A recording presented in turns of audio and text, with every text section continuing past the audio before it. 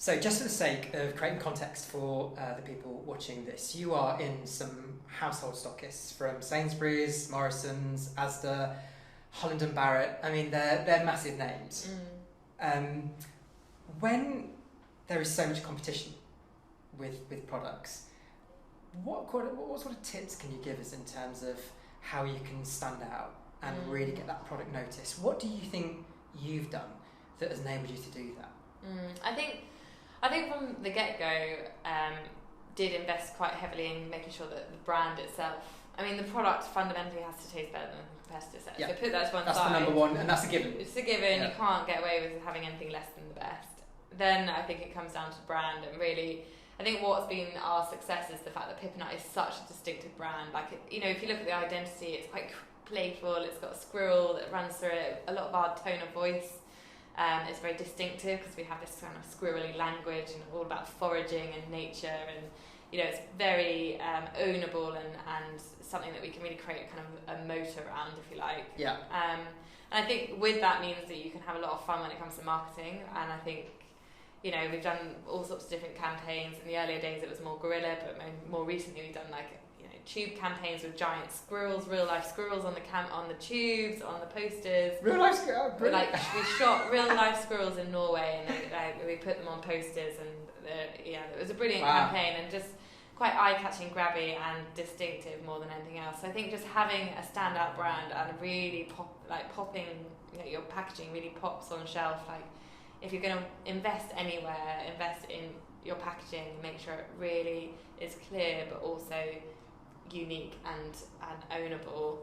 I think that's one place to start, and then I think the rest of it is really about invest at shelf and do everything you can to try and drive trial. So in the early days we just sampled like crazy when we were in the likes of Whole Foods, for example. And now so you mean you'd have people in there just physically sampling the product and getting them to try? Because I think with food, so much of it is about taste and building trust with people. So if you can start to get people to try your product, that's your first barrier. If you can try it, people will often convert. And then now, I guess, as we're a brand that's bigger in more stores, I think we use a lot of consumer validation and kind of testimonials to kind of vet, I guess, why we shout about being the best. So do our consumers, and actually a lot of that, I think, social sort of validation is so important. Yeah. So we do use a lot of that both in our campaigns or on social as much as anything else, is to kind of get other people to do the work for us, and really, in the early days you'd just be word of mouth, but now we use that word of mouth and we amplify it across our marketing. So I think a myriad of all those things, but really just making sure you have a brand that you can really stretch and play with as much as you possibly can, which is, I think, what Pippa Nut is. I bet that's quite scary, isn't it? You're talking about really invest in the kind of the design, how the look, the feel, etc. I guess at the beginning that you're talking considerable spend there.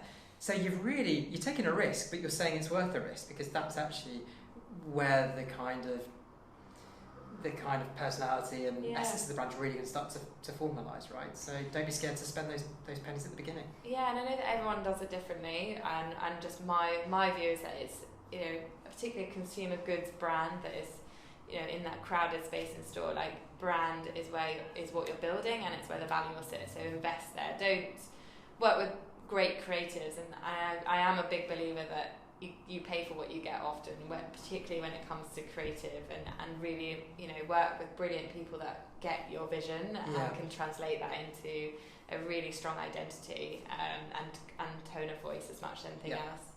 So I remember it was one of the first big things that I paid for, and it was eye-watering at the time. But actually, when I think about that one piece of investment, which tens of thousands at that point, which was huge, when I think about the cost of that over the time of the life of the brand, it's invaluable, and was such a good place to put those hard-earned pounds into. Yeah.